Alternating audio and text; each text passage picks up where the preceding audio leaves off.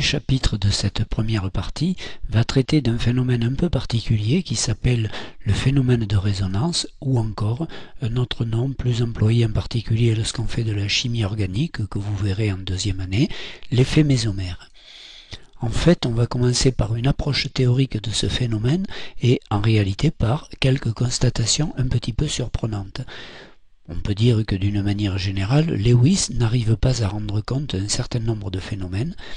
En particulier, dans certaines molécules, les liaisons et les charges ne sont pas ce que Lewis permet de prévoir, mais sont plus équilibrées, mieux réparties que ce que Lewis permettrait de le prévoir. On va prendre comme exemple CO3 de-. Pour fabriquer CO3 de-, on aura donc un atome de carbone, on aura deux atomes d'oxygène et un O de-. Voilà un atome d'oxygène, 2 doublés, 2 électrons célibataires, l'atome de carbone, 4 électrons célibataires. Effectivement, ce n'est pas un O de-, mais ce sont 2 O-. Donc, si on prend celui-ci, qu'on rajoute un électron, on se retrouve avec 3 doublés, un électron célibataire, ça fait bien O-. On a bien 3 doublés libres, un électron célibataire. Et ici, 3 doublés libres, un électron célibataire. Je les ai placés de telle sorte que ici on conçoive par le biais du trait bleu ou turquoise qu'on va pouvoir faire une double liaison ici, une simple liaison là, une simple liaison là. Si donc on fait le bilan des liaisons, on a donc ces doubles liaisons O, comme on le retrouve ici, CO-, CO-. Si on regarde ceci, on se dit c'est une molécule de type AX3, mais avec 3X qui ne sont pas identiques, puisque 2 forment une simple liaison avec le carbone, et un oxygène forme une double liaison avec le carbone.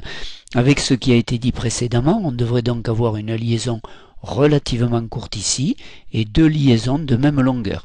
Par ailleurs, on devrait constater que 2 atomes d'oxygène portent une charge négative, alors que le troisième ne porte rien.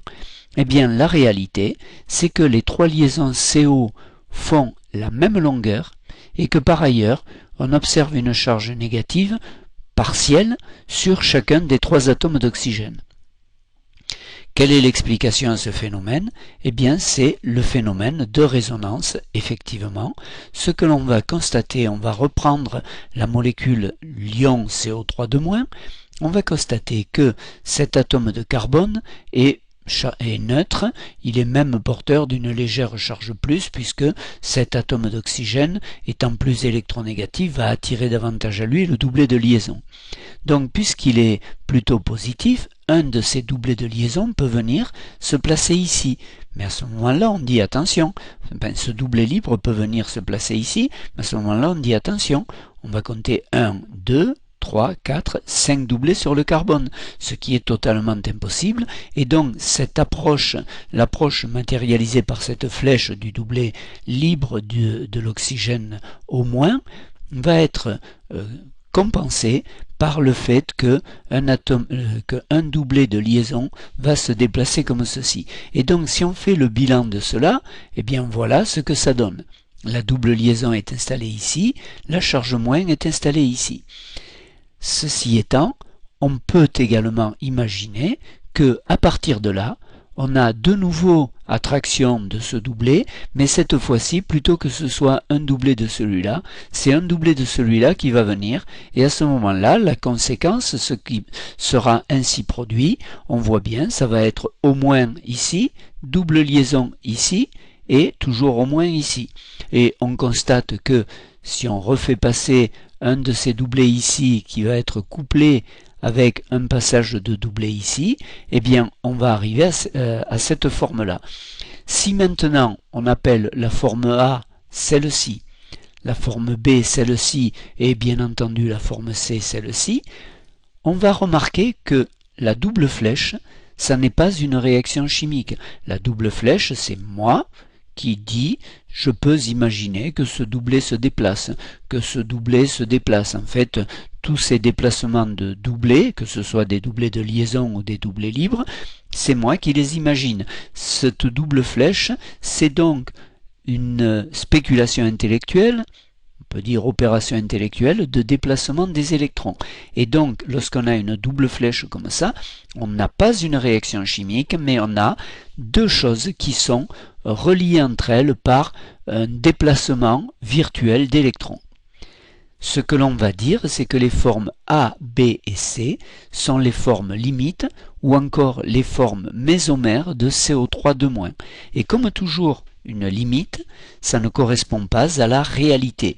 Et ce que l'on peut dire, c'est que la réalité sera un compromis entre les trois formes limites A, B et C. En réalité, qu'est-ce qu'on va dire? Eh bien, on va dire, on a toujours dans CO3-, on a toujours au moins une liaison carbone-oxygène. Ensuite de quoi? Eh bien, on a une double liaison et deux simples liaisons. Eh bien, ce que l'on va dire, c'est que la double liaison est délocalisée, c'est-à-dire qu'en réalité, cette double liaison se promène, elle n'est pas placée entre le carbone et cet oxygène, ni entre le carbone et cet oxygène, ni là, mais elle est un peu sur les trois en même temps. Donc on parle à ce moment-là d'une double liaison délocalisée. Par ailleurs, si on fait le bilan des formes A, B et C, on voit que chaque oxygène porte une charge négative dans deux formes et est neutre dans la troisième forme. Donc la moyenne, c'est de dire que chaque oxygène porte une charge moins 2/3. Présenté ainsi, l'anion CO3- montre bien trois atomes d'oxygène identiques, ou du moins équivalents, c'est-à-dire que les trois liaisons CO sont égales. La longueur de cette liaison va être plus courte qu'une simple liaison, mais plus longue qu'une double liaison. On a bien donc ces trois liaisons CO identiques, et on a par ailleurs trois charges égales sur les atomes d'oxygène. On va maintenant généraliser cette observation à plusieurs choses. On va pouvoir dire que ce phénomène de délocalisation des charges et des doubles liaisons va s'observer chaque fois qu'on aura une double liaison qui porte un atome qui possède au moins un doublet libre. J'ai mis des doublets libres, mais il en faut au moins un. Ou bien alors, chaque fois que plusieurs doubles liaisons seront conjuguées. Pour l'instant, je vous emploie le terme conjugué. On l'illustrera dans un exemple à venir. On commence par un atome qui possède des doublets libres et qui est fixé sur un atome d'une double liaison. Par exemple, ici, on a une double liaison carbone-carbone avec cet atome de carbone qui possède deux hydrogènes, qui est lié à deux hydrogènes, et cet atome de carbone qui est lié à un hydrogène et à un Cl. On sait que le Cl possède trois doublets libres. Donc à ce moment-là, cela veut dire que ce Cl va pouvoir apporter son doublet comme ceci, et pour compenser, pour éviter que l'atome de carbone ici ne porte 5 liaisons, puisque une plus une apportée ça ferait 2, une troisième avec l'hydrogène et une double avec l'autre carbone, ça nous ferait 5 liaisons, et bien ce phénomène-là sera couplé avec le déplacement d'un des doublets de liaison de la double liaison sur le carbone ici. Je profite de l'occasion pour dire que forcément lorsqu'on a déplacement d'un doublet, on sait que lorsqu'on a une double liaison, on a une liaison sigma et une liaison pi, et bien c'est forcément le doublet pi, c'est-à-dire la double liaison qui va se casser et la liaison sigma va rester en place. Le résultat de cette opération, ça va donc être que ce carbone porte un doublet libre et une charge moins, et que le chlore, lui, n'a plus trois doublets libres mais seulement deux doublets libres, mais forme une double liaison avec ce carbone, et par ailleurs, puisqu'il a converti un de ses doublets libres en doublet de liaison, il a acquis une charge plus. Et bien entendu, on peut considérer que ce phénomène-là pourra se dérouler également dans l'autre sens pour nous redonner cette forme-là. Si on fait maintenant le bilan, eh bien on dit que entre les trois atomes, il existe un caractère partiel de double liaison. Celle-ci n'est pas une vraie double liaison, mais est en partie une double liaison, et celle-ci également est en partie, n'est pas une simple liaison, mais est en partie une double liaison. Et par ailleurs, on met une charge moins ici, delta moins ici, delta plus ici, tout simplement parce que on voit bien que c'est celui-là qui dans une forme mésomère porte une charge négative et celui-là qui dans une forme mésomère porte une charge positive, alors que dans cette forme ils sont neutres tous les deux. Ceci étant, j'aurais dû, si on avait regardé, si on se rappelle ce qu'on avait avec CO3 de moins, j'aurais pu écrire moins 1,5 plus 1,5. Ce qui n'est pas tout à fait vrai parce que lorsqu'on fait une moyenne entre deux formes mésomères, on doit mettre en évidence le fait que l'une des formes mésomères est plus vraisemblable que l'autre, qu'elle pèse donc et qu'elle a un poids statistique plus important, en quelque sorte qu'elle pèse plus lourd. Et donc le delta qui est porté ici est inférieur à 1,5, et en revanche, bien entendu, on voit que ce carbone étant chargé négativement, si on place un électrophile, alors un électrophile c'est un réactif qui est chargé positivement, c'est-à-dire qui est attiré par les charges négatives, eh bien cet électrophile va venir attaquer ce carbone plutôt que celui-là qui est neutre alors que celui-là est négatif. Je vous répète le fait que delta est inférieur, là j'avais mis différent, en réalité delta est inférieur à 1,5 puisque la forme neutre est plus probable que la forme avec des charges négatives, donc quand on va faire la moyenne entre les deux, celle-ci va peser moins lourd et donc ce ne sera pas une forme moins et une forme 0, mais ce sera une forme à faible pourcentage et une forme à fort pourcentage, et donc on aura quelque chose d'inférieur à 1,5. Le cas des doubles liaisons conjuguées. Alors on appelle double liaison conjuguée deux doubles liaisons qui sont séparées par une simple liaison. Vous voyez, ici vous avez une double liaison, ici vous avez une double liaison, et entre les deux il y a une simple liaison. Ici, dans la molécule que je vous propose, j'ai donc une double liaison carbone-carbone, une simple liaison carbone-carbone, et une double liaison carbone-oxygène. L'oxygène étant beaucoup plus électronégatif que le carbone, ce doublet pi, le deuxième doublet de la double liaison, va pouvoir partir comme ceci. Comme ça, voilà. Et à ce moment-là, ce carbone va se retrouver avec une charge positive et une lacune électronique. Et on peut imaginer que ce doublet vienne se placer comme ceci. Si on fait le bilan de tout ça, on a donc cet atome de carbone qui a finalement perdu un doublet. Donc il y a une lacune électronique et une charge plus. Alors il a perdu un doublet. Le doublet à l'origine, il le partageait. Donc il a perdu la moitié d'un doublet. Mais la lacune électronique est bien là et la charge plus est là. La double liaison est venue se placer ici. Et l'oxygène, qui avait deux doublets libres au départ, a trois doublets libres et une charge moins, puisque ce doublet de liaison, il a entièrement accaparé.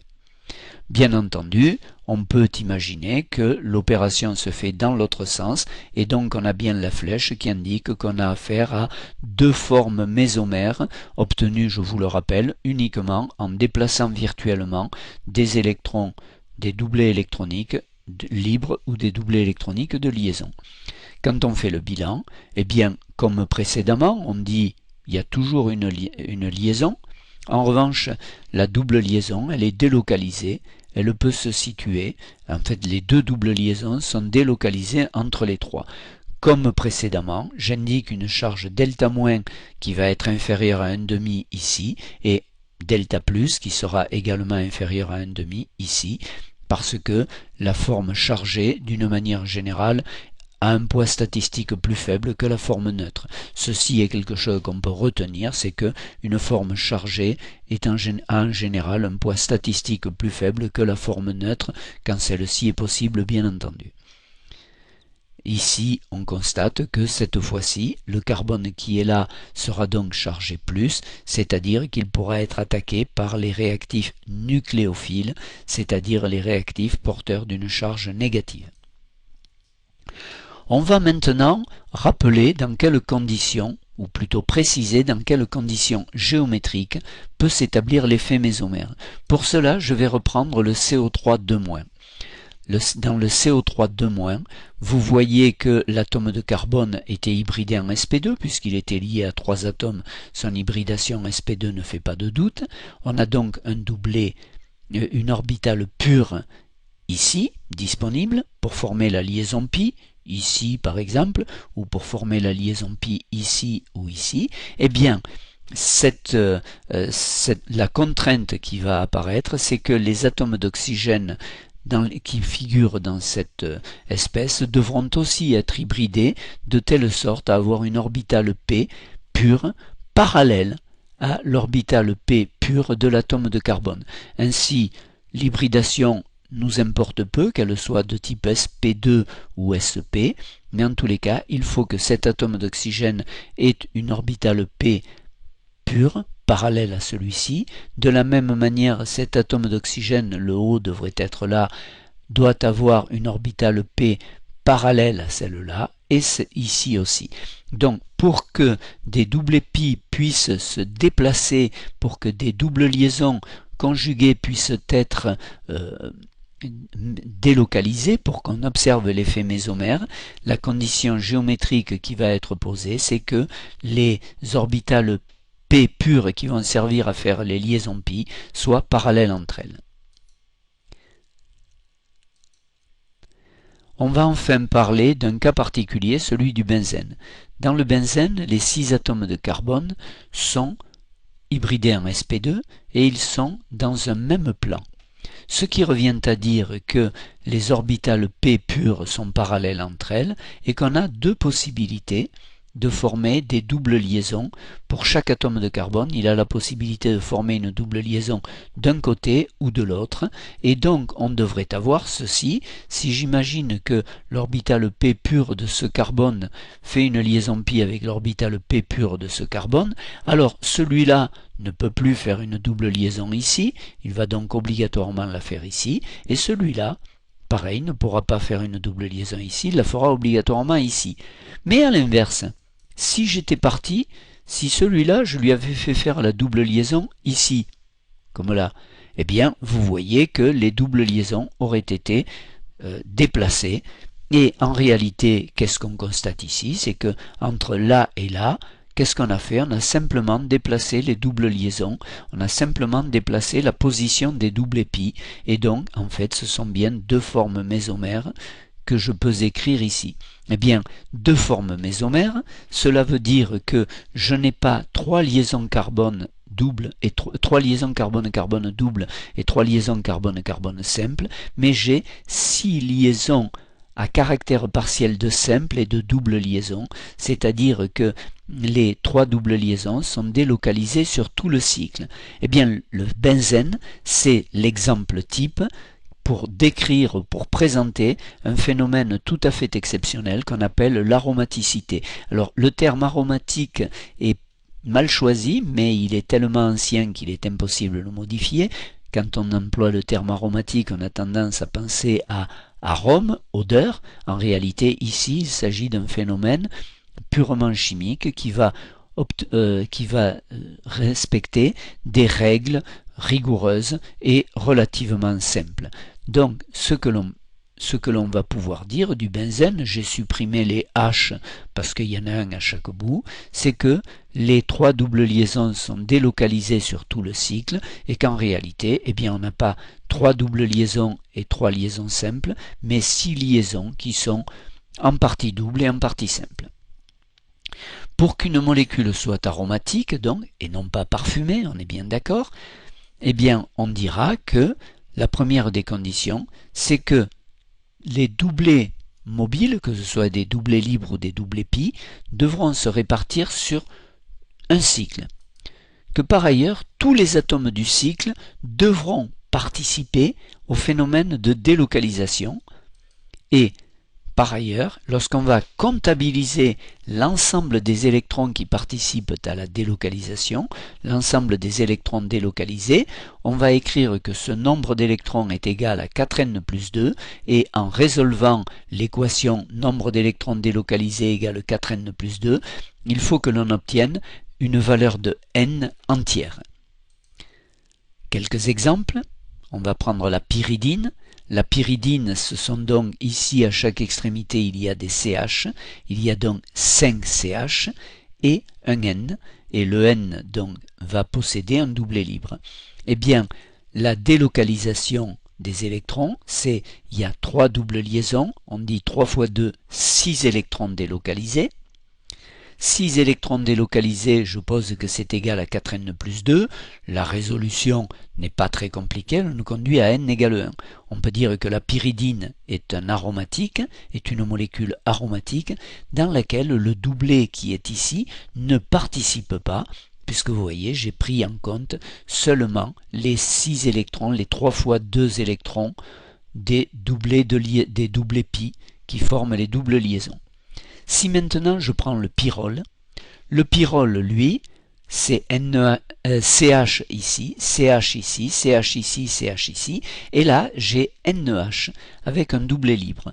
Cette fois-ci, si je veux que cet azote participe au phénomène de résonance, à l'effet mésomère, eh bien il faut que je prenne en compte ce doublet, et là j'ai écrit l'ensemble des flèches.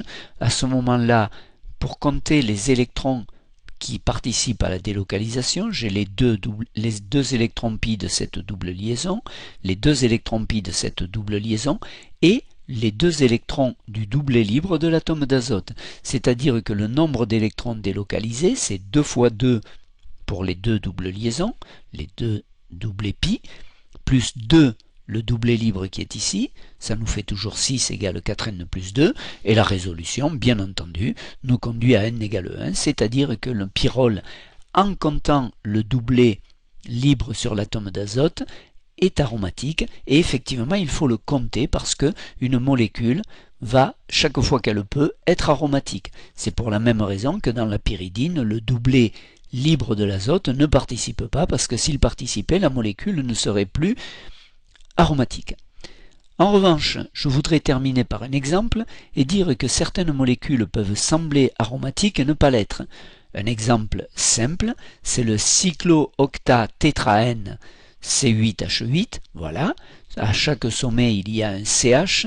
Vous voyez que vous avez 4 doubles liaisons qui sont délocalisées, c'est-à-dire qu'on peut parfaitement imaginer un effet mésomère comme ceci. La molécule est bien cyclique, tous les atomes participent à l'effet mésomère, comme vous le voyez là, mais quand on va comptabiliser l'ensemble des électrons délocalisés, ça nous fait 4 fois 2, c'est-à-dire 8 électrons délocalisés, et si on résout 4n plus 2 égale 8, ça nous conduit à n égale 1,5. Et on peut dire que cette molécule n'est pas aromatique, puisque la valeur de n n'est pas entière. Et le système n'a pas de possibilité de n'en compter que 3 de liaisons, autrement ce serait l'ensemble la totalité du cycle qui ne participerait pas à l'effet mésomère. Donc la molécule C8H8 a bien l'air d'une aromatique, mais elle n'est pas aromatique.